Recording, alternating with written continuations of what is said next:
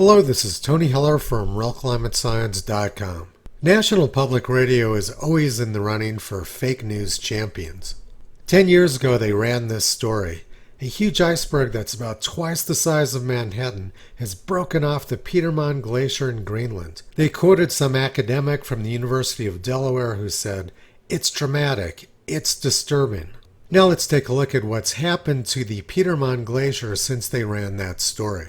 This is where the ice edge was 10 years ago today on August 5th, 2012. A year later in 2013, the glacier had grown a little bit.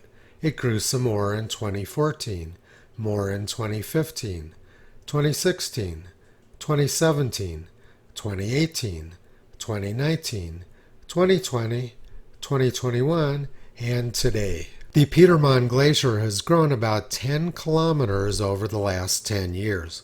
NPR, of course, hasn't run any stories discussing the rapid growth of the Petermann Glacier. But let's take a closer look at the picture from last year. You can see that there's a crack forming in the glacier. And in this year's picture, you can see that the crack is almost right at the 2012 ice edge. So sometime in the not too distant future, a chunk of ice about 2 times the size of Manhattan will again break off of the Petermann Glacier.